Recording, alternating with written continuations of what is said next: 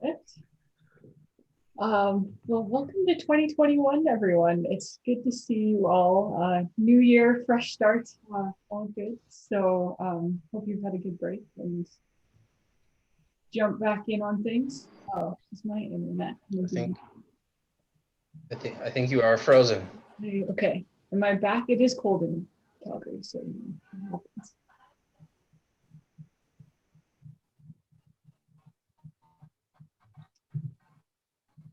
All right, we'll need Jill to Yeah. moderate, I guess. Yeah.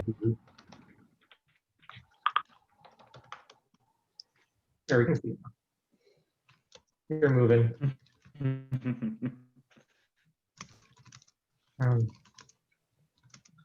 Lindsay, go ahead with what you were saying. I think. Okay, I think I'm back. But we no, she's frozen. Yeah. He's on my. Is that any? Anyway, so welcome everyone back to 2021.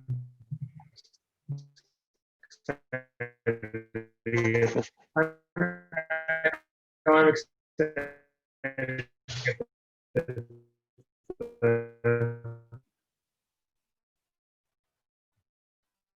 get going with this new year. Coming up, We'll see if that.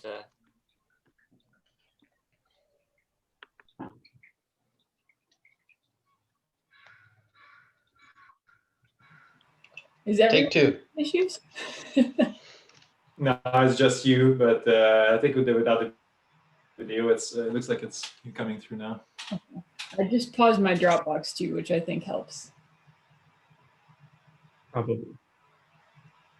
Only limited bandwidth. That might have been it.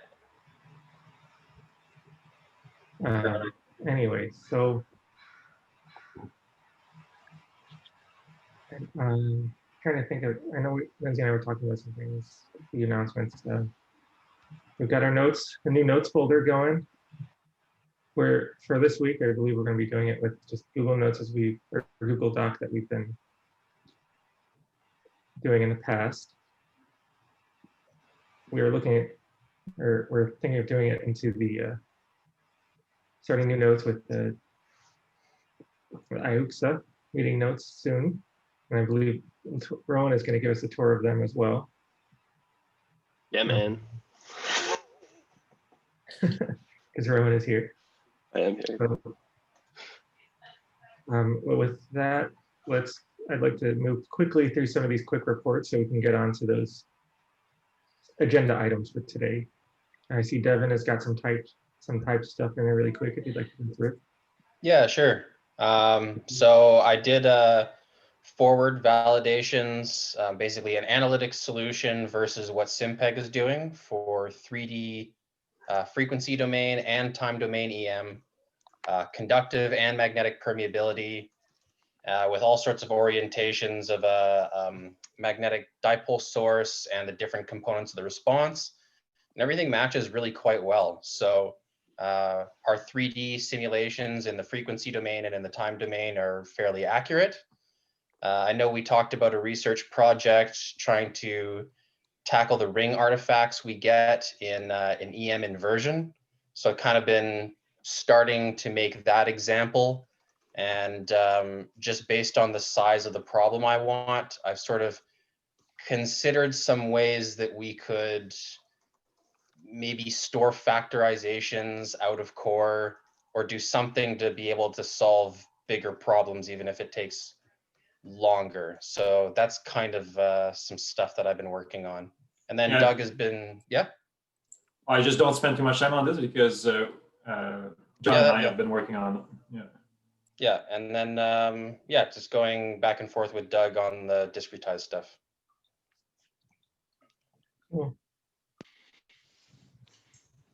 Devin, question, because of our joint paper, we talked a lot about what is acceptable error. Can you quantify fairly accurate?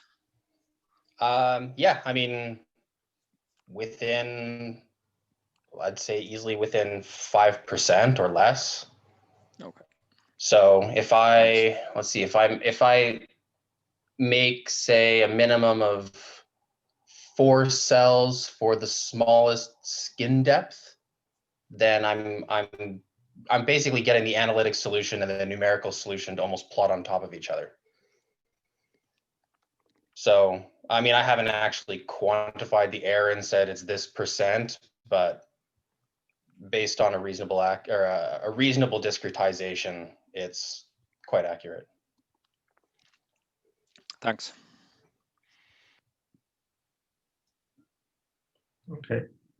With that, I think Dom had some extra stuff going, and Dom had something listed there. Yeah, so John and I worked over the break on the on looking into the tiling EM of all the PDE codes, and I think we have a very strong solution for it, which involve basically doing the party, so inside the delayed function, and instead of passing fields over the network, to just compute deep red, and if you do sensitivities directly within the same call, right? I posted a picture on the dev channel, and so far for the DC code, we're getting really tight parallelization, so it's super promising, and then that gives us basically the option to run distributed memory parallelization. So I think it's quite promising.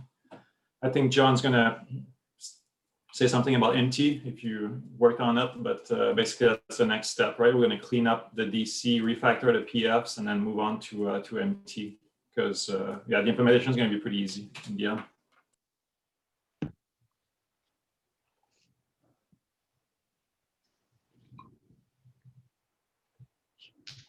Cool, that's good. John, do you have anything to add to that? Or yeah, I didn't quite get to the MT problem quite yet. I'm just kind of reshuffling things, I guess. And yeah, I shouldn't let that PR hang for the MT. So I'm back, and yeah, I tackled it last night. I found a few places where it's failing the tests. It's in the 1D. So Lindsay, I might ping you a little bit after this meeting just to see what it is. It's in the get sigmas there. It's something about the mesh that it expects, but yeah, we'll touch on that there. But yeah, and then just doing some of the tiling stuff there, helping Dom out and doing some tests. I even dabbled into a little bit of the MPI stuff. That's kind of how I figured out what Paradiso is kind of up to in the background. And to scale the solver, it seems that you've got to scale by NUMA nodes, not by processors, because all the memory is being put onto that NUMA node, and then the processors access it from there. So then you can get a bandwidth, or you can become bandwidth limited if the problem gets too big, or if you try tiling it too many times, because it's still accessing it from the different areas. But if you're on a different processor, on a different CPU, the latency is just not there, or the bandwidth is not there. Yeah, I can go into it a little bit more another time once we have it kind of wrapped up, we can discuss further. But yeah, that's pretty much all I got. Just so everyone's aware, like we're going to try to move through meetings generally quicker. If you don't, as a forewarning, if you don't have things posted on your quick reports within the notes, I'm assuming that you have nothing to report. Is that understandable? Okay. With that, I see I can go next. I've got a PR up on Discretize that removes properties, the dependence on properties from Discretize. If you give it a look through it, it basically reproduces a lot of the serialization behavior. It gives us more control over that. It will give us more control over writing the documentation for NumPy style docs and everything to be uniform. It cleans up the initialization calls, I believe, because it's just not using the meta class behavior anymore. It's just normal classes, so it's a little bit, the init calls look a little cleaner. So just take a look at that, play around with it. It should be pretty transparent. It shouldn't really change the way that it functions at all. The other, working on a new web page format, testing it with the Discretize. I've shown it around a little bit, just updating it, making it look more like the SimPEG XYZ homepage with the color format and scheme, and text fonts and everything, is kind of making it more unified, and also updating with that PyData theme as well. So mixing those two together to create something that's unique for discretized and still looks clean. I've shown it around a little bit before, just pushing a little bit more on that. I would hopefully be able to get all this in with this new release. More, so Devin has been working on the NumPy style docs for the functions. Now we need to move on to doing it to the classes as well. Do that with the, if we start branching off of this, discretize the D properties pull request for that branch. Is it the plan, Joe, to do the same after to SimPEG? At some point, it'll be a little bit more difficult with SimPEG because things are more reliant on the properties, on those properties. I think we can still, well, obviously we'll still be able to do it because there's always a way to do it. But it'll take a little bit more thinking. Discretize was just kind of lightly involved in it. What else? Oh, I put up a PR at implementing Robin conditions on the cell gradient matrix and the tensor mesh in a way that kind of, it should be clear how we can generalize it to the other meshes pretty easily. So if you want to take a look at, play around with that as well, it's there.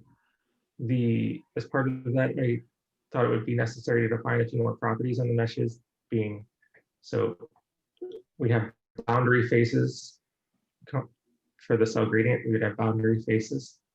And then we have, so obviously you'd be able to ask for the boundary faces and get the location of every boundary face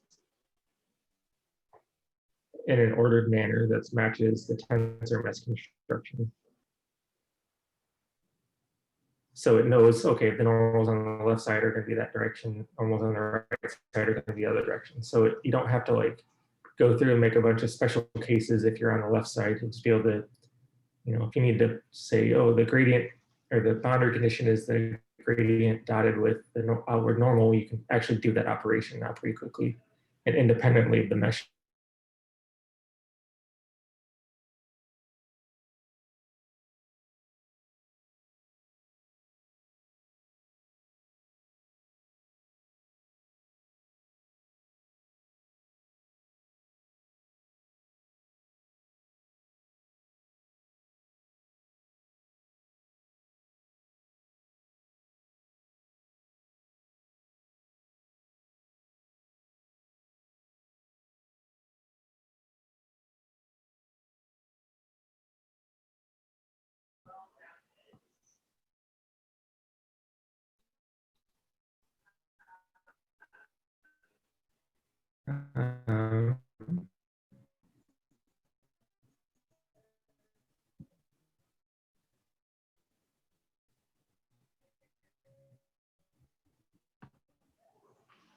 I think, Lindsay, if you're there, Rowan, if you, first of all, does anyone have anything else to report? We got a PR, right, from someone external, which is pretty cool. The plotting function to be able to not use the indices. That's pretty neat. Yep. Yeah, it should be just, I need to look over it really quick, but that one's from Colton Conkey. He's from, he's at Beckett School of Mines. He's under Yago right now. So we'll probably be looking over that and getting it in shortly. It's nice. Can we actually think of generalizing the idea, right, to be able to, because we have the in-cell call in the occ tree, but we don't really have it in tensor, to be able to know which cells a coordinate sits in? It would be nice if we had like a general call on all meshes to be able to do that. Yeah, I think we can come up with something like that. It's pretty simple on the tensor mesh. Right, because it's just a look up long dimensions. Yeah. Yeah. But yeah, if we don't have to code it over and over again, that would be neat. Yep. Because that's the same issue that he's doing, right? Is basically just going from coordinate to indices. Yeah, he's going from coordinate to indices, so it's just looking it up along one of the dimensions, so not along all of them.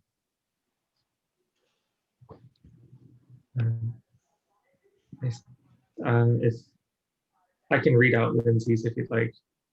So essentially, so it says, oh, you're back, Lindsay. Maybe. We'll see if I I can hear you if you'd like to. Okay, sorry about that. Yeah, so the couple of things I wanted to share are that I got a really thoughtful email from Sean Walker regarding the governance conversations. He listened into the videos and took a look at the notes. And so I asked if I could share his content and questions with everyone. So I'll be posting that in the SimPEG governance document. And we can kind of think about next steps and maybe sort of work on making some progress here in the coming weeks and kind of resurface that conversation. And then I guess kind of just following on the MT work, I'll be sort of jumping back in there hopefully soon.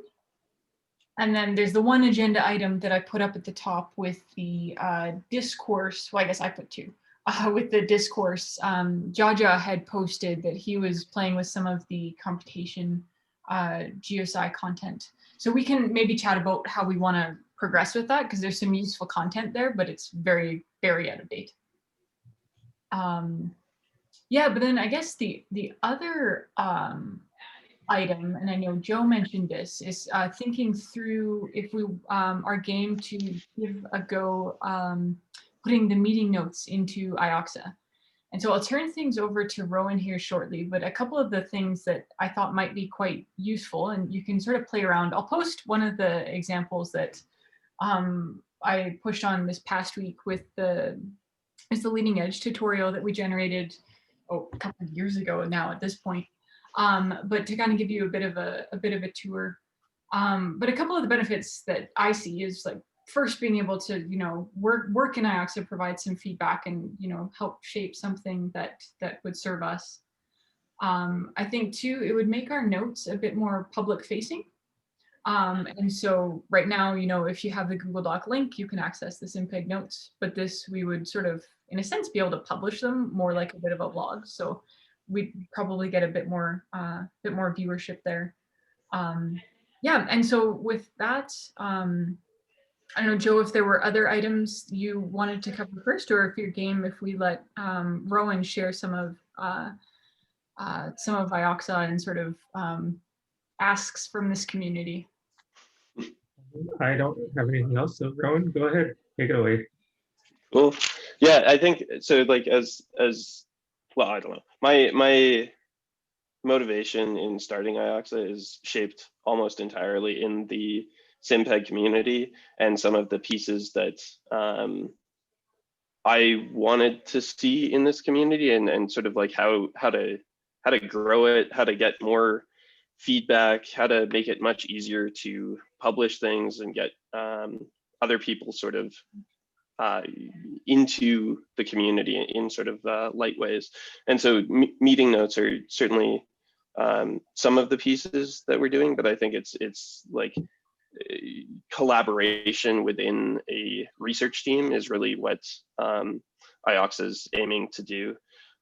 So allowing it easier to get feedback on notebooks and yeah, just integrate those into meeting notes, have them published in sort of this light way quite easily. Maybe I can quickly show just where, like a few of the updates of like where IOXA is at today, just to give you a sense of that. Maybe that'd be helpful, Lindsay, you think?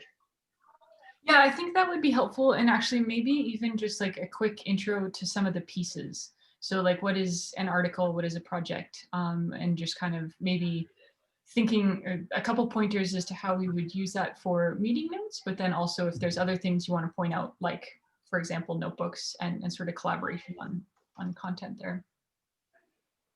Cool. Awesome. So yeah, I'll go to my profile. So IOXA has a profile which has all sorts of projects inside of it. Right now it's all individual based, but hopefully in about a week and a half we'll have teams. So having like a SimPEG team where you can actually have both private and public examples. So if I just open this up in an incognito window, this is what someone publicly would see on my side. So it's a bit of like sort of a profile for you to get your work out there a lot easier. So similar to a blog. And this has, these are just notebooks, so I can jump into one of these and it gives you a list down the side, table of contents, pretty similar to what you get in Read the Docs, but created quite differently. And then these pieces remain interactive. And so that's sort of one piece, is like it's a little bit of documentation, but the big difference with this is these notebooks are actually stay linked to where they live in Jupyter.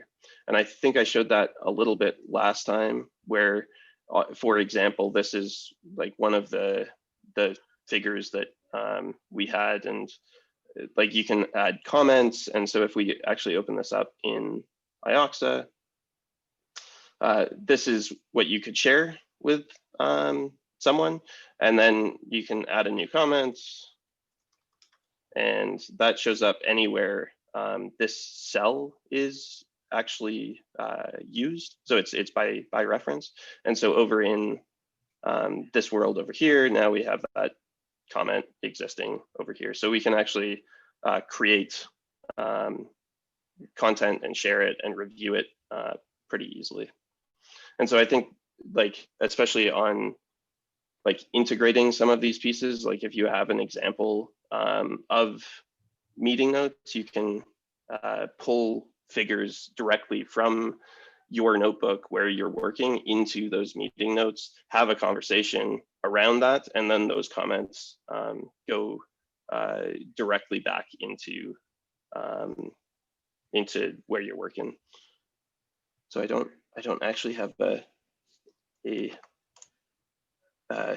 SimPEG weekly meetings, but we do have our weekly meetings for IOXA, so you can see that like every week is a different one of these. I don't know. And then if say I wanted to actually comment on this figure, you just copy the link, go over here. You have to hit edit. Oh, I'm in the wrong one. And then you can actually just paste it in with the command V, and then new comment, hello again, and again that comment shows up wherever that is. And so that's allowing you to create meeting notes, but also have this sort of linked view. Yeah, I don't know. So where we are right now with IOXA is it's early days. It's a heck of a lot better than it was a month ago, and in a month it'll be way better. So I think we're like right on that curve of, I'm confident that it works and will support it into the future. And I guess my ask from this community is we're trying to grow the product, learn about how people use it. So it would also be asks for me in building out IOXA of like, what works, what would you like to see? And also we give you like SimPEG, because I don't know, I like SimPEG, a lot of attention from my team.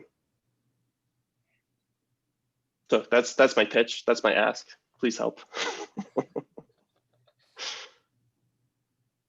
And Rowan, one thing that you've done in a couple other communities, so I know in the Software Underground, there's an IOXA channel where people are just kind of sharing screenshots and things like that. Is that perhaps something we can do in the SimPEG group, and just kind of like, as people run into questions and things like that, or problems, post a screenshot or a question, and we can maybe get a bit of support there with that. Yeah, absolutely. Yeah, no, that sounds great. I can do that right away.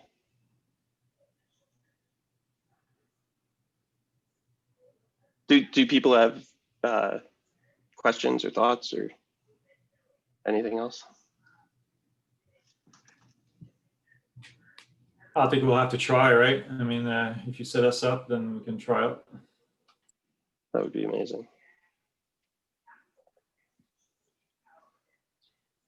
So maybe in terms of next steps, I guess it would be, if folks are game to create an account and then maybe share your account, maybe just in the Google Doc, like your account username. And then I'm happy to move over the meeting notes from today there. And then we can just kind of mess around with it and maybe give it a more serious go next week. Would that work with folks? Yeah, sure. Sounds good to me. Hi, Rowan. Sorry, this is Jaja. Sorry, I came in late. I missed most part of your stuff. I just saw you drag that image and move it over to a web page where you can make comment. So is that what your products is all about? Or? Yeah, that's exactly right. Is having Okay. for research teams better collaboration when you're sort of working on notebooks, you need reviews, you're creating reports on them and papers, and sort of just helping you work between Jupyter and your writing environment. Okay, got you. Thank you. Yeah. Yep.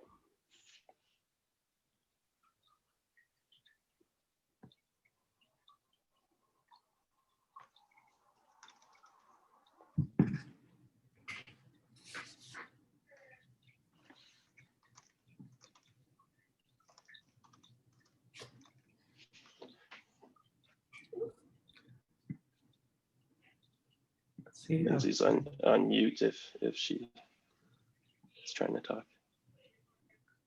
Yeah, I think this will be a really great tool to use. Lindsay, remember we had this brief conversation about the obsolete functions on some of the examples. I think we might be able to use the tools that Ruben just showed. I mean, I can highlight a few of the obsolete functions that I came across and maybe ask how to update these functions using the latest version of SimPEG. Because I spent some time in the past 2 weeks on SimPEG or this example codes on the web pages, but most of them turned out to be pretty old. So I got a lot of error messages. So I'm just, Ruben was presenting his tool. I was just thinking about that. Do you have any idea if that's a good tool to use for better communication? I think that would be a great test case, because if you get the notebook into IOXA and then we can have a bit of a conversation about the content, and work with you to try and kind of get that up to date. Because yeah, I'm glad you discovered those examples, because there's some really useful examples on that site, but they are out of date. And so yeah, that would be a great test case. Okay, yeah, cool. Yeah, we can follow up on that.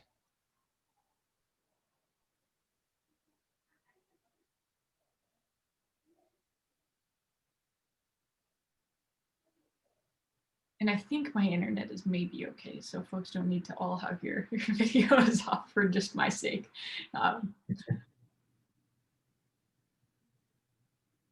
Any other questions or thoughts or speculation on IOXA?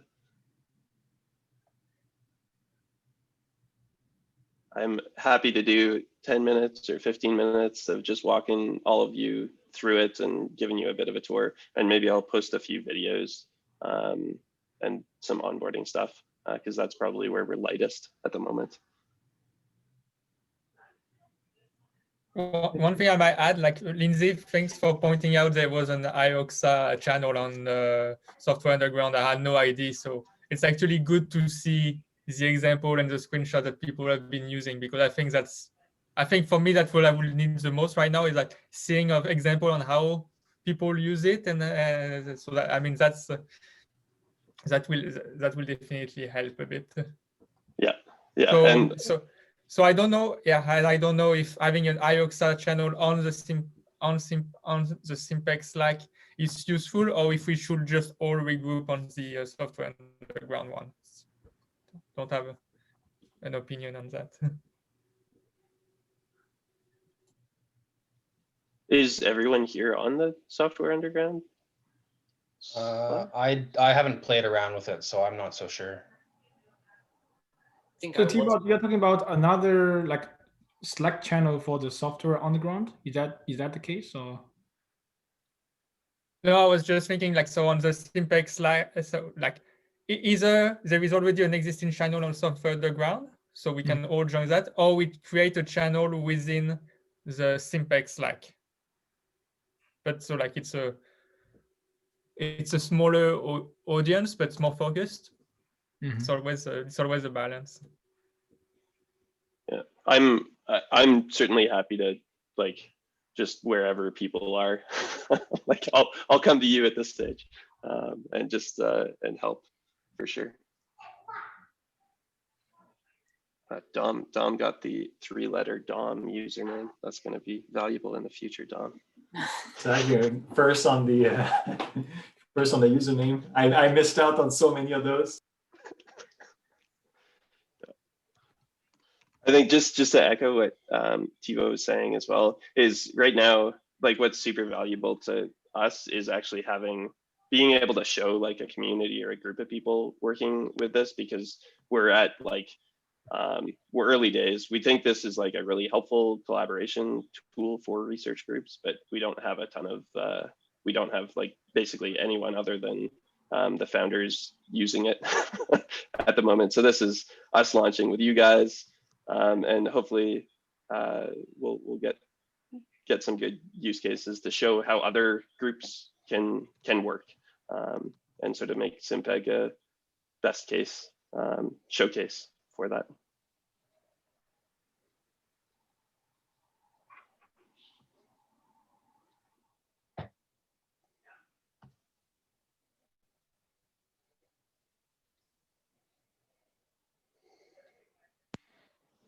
Yeah, I definitely second that, Rowan, because yeah, I played around once or twice, but at the moment, if you would like to collaborate with someone, you would have to drag everyone over. So it's a bit the chicken egg problem.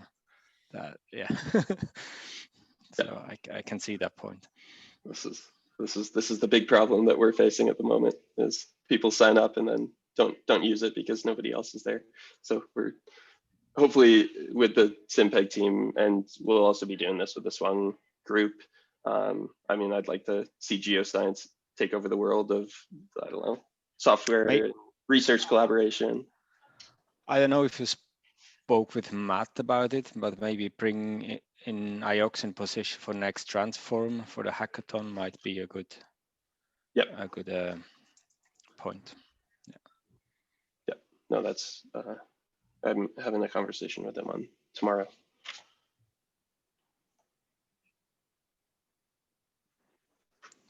Hi, Robin. Hi, Robin. I have a problem. I just signed signing account and just wondering, can we freely join to the any project from the anyone, or we have to be invited to join the project and collaborate with each other?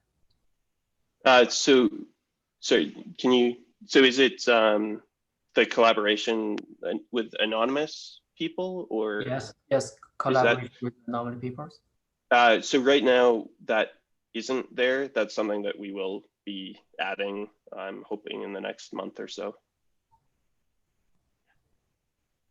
Okay, so I means I have to be invited to join the project. Okay, got you. Yeah, you can publish things publicly, and then anybody can see them. Okay. But right now you have to be in the door to sort of collaborate on a named group of people. Okay, got it. Hi, Roman. I'm looking at your webpage with a few examples you put there. I think this is a really great tool for both teaching and research, because I was teaching myself SimPEG, and slowly developed my understanding how to code up in SimPEG. So what I did is that I copy the codes from the webpage, SimPEG webpage, and then I always wanted a place to write down my own understanding about how, oh, this is a code. This is the Lama code I should use if I want to construct the survey. But I just can't find enough space to put down my own understanding. What I did is that I just copy and paste the codes into a PowerPoint slide, but there's only so much space on the slide where you can insert your comments, thoughts, ideas, understandings, right? So I think this will be really great, also for research as well. Too often, me and my students, we check each line of codes and ask them what this line code does, and we can't easily find a place where we can, write down my comments, right? Oh, why did you do this? Why did you not do something else? So I think this will be really great for both teaching and research. So I already see a great potential for this to grow. That's awesome. I'm excited to see how you use it and pull it into those places. I think one of the other really cool things about that, especially with pieces like tutorials, is those code snippets that you're actually copying into something like PowerPoint and writing around it.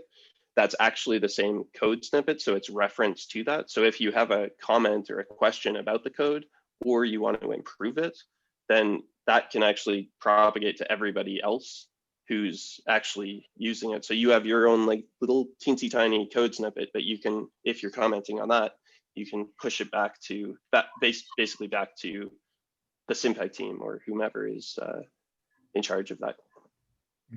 Okay, that's really cool.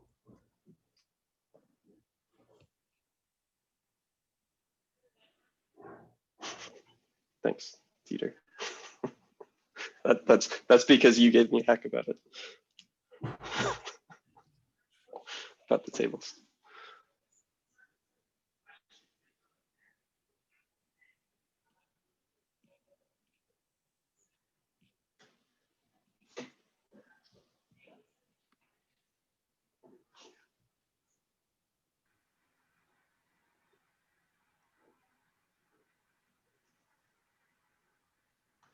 Yeah, I'll definitely have to give it a go again, because I think last time I used it, the whole figure thing was still not working, if I remember right. So that was also a big showstopper. Yeah. There are less showstoppers these days. There's probably still quite a few, but we're actively fixing them.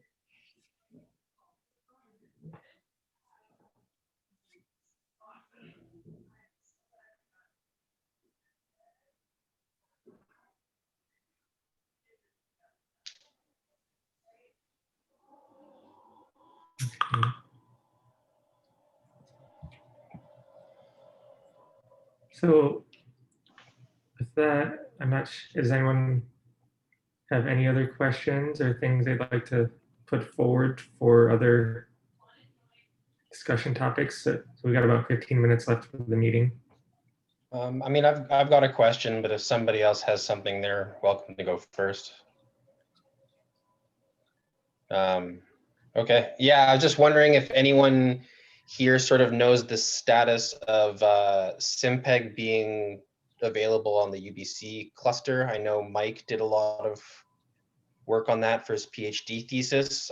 I'm working with some FEM inversion stuff, and I'd like to send that out somewhere instead of running it on my laptop. So has that been touched in any point recently? Is it? I think Thibaut said he was running some stuff recently, and I think he was using basically my install of Anaconda and everything, because it was the one that kind of worked. Okay. It was an older operating system on the cluster. We had to kind of really pick and choose as to which versions of which packages we were having installed. Okay, so that'll be kind of a nightmare. It's not just set up or yeah, okay. I can update all on Conda, it'll break everything. So, or at least it did when I set things up. Okay. You can probably just do it. Talk to Thibaut and see how he was navigating that, and maybe just reference that install. If you're having trouble, just reference the install of Anaconda that I had in my home directory, and just use that as your base and move from there. Maybe. Okay. I remember I had gotten it working on cluster mines, but only for my local account. It involved, I mean, you have to understand how the clusters compile and setting up everything as well, because you need it to compile, discretize, as well as a few other packages. Right, yeah. Okay, so it sounds like a more of a significant undertaking than I was expecting. Yeah. Well, and if you want things set up on your account, you will need to contact Roman because like, yeah, I tried to do things on my account to update, and even installing Anaconda 3, I could not do it. So, and like, yeah, and I ended up using Mike's distribution because I was doing that while I was like, when I wanted to submit the thesis. So I went for the quickest decision, for the quickest solution, but it's not the ideal solution. So, yeah. Okay. Yeah, well, I'm excited to try out some of this tiling stuff too when it's available. How do yeah, me as well. I'm curious how to get on. Is there just like a school-wide cluster computer, or is there you referring to your own local thing? I have no idea how it's set up here. Yeah, the UBC GIF group has access to some cluster computing. It's generally managed by Roman, and we could get you set up to using that. But I guess it's running on some operating system that isn't exactly compatible with the latest version of Anaconda. So mostly what we use it for is running UBC GIF Fortran codes. Okay. Is there still people running stuff on this? Well, I do regularly because I'm. Yeah, but other than you. Thibaut as well. Yeah, I'm running some things on the cluster sometimes. Yeah. But no LDAT students are not touching it. I don't think so. I haven't seen them in a while. They're all working at Extract, so they're probably doing something through that, and I think they've got something more powerful there anyway.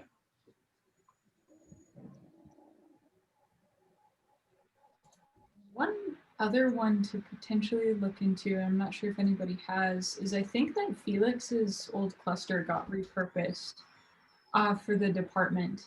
I don't know much about that, but I suspect if you pinged, I suspect Phil Austin, he might be able to tell you just kind of how.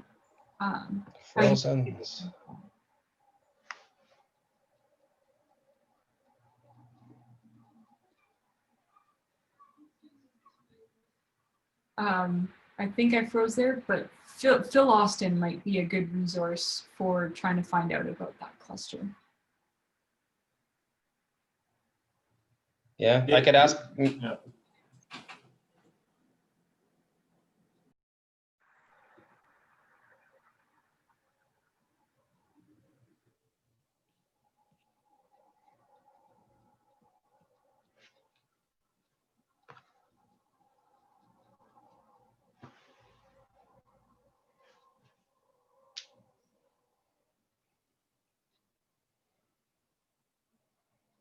All right, I think we lost Lindsay for good. Yeah. So if there's nothing else, I just like to say we're excited to look for a new year and let's get a lot of stuff done. Yay. One quick question before we go. So what's the latest version of SimPEG?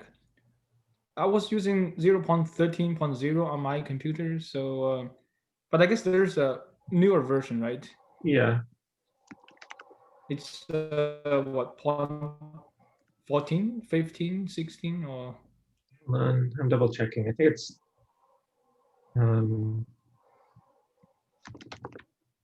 not a 0.0. I know that. Or it's not a like 13.0. There's some 0.14.3 right now, but I don't know if that's the most up to date. Oh. Yeah, that is. Yeah, because I'm debating with myself whether I should update my SimPEG on my computer, because my students, Xiaolong and I, our codes, inversion codes, were developed using an older version, 0.13.0. So I don't know how much were there big changes from 0.13 to 0.14 or? Yes, there were, and you can see the changes if you go to the documentation and the release notes. Release notes. Okay. Detail all the changes that were made. Can you maybe copy and paste that information into the chat box? The SimPEG documentation link? Yeah, the changes when you update your version. You said release notes, right? Yeah, it's on it's at the bottom of the SimPEG documentation homepage. Okay. I'll do it. Okay, thank you. I'm just gonna copy and paste the link in the chat. Okay, that will be helpful.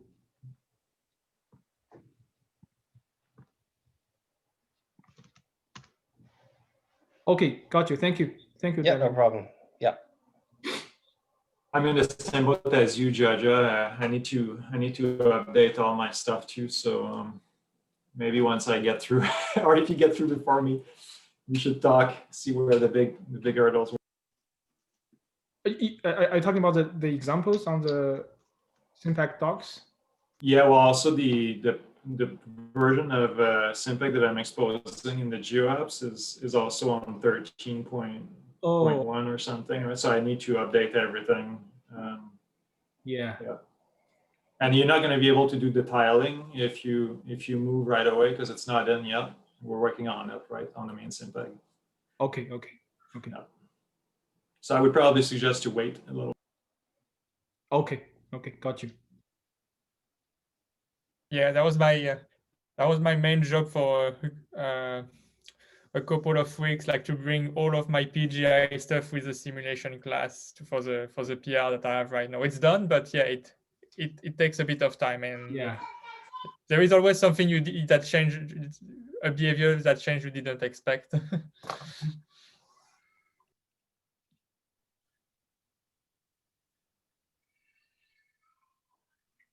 Yep. Okay then. So we'll start organizing some more hacking parties shortly and other things as well.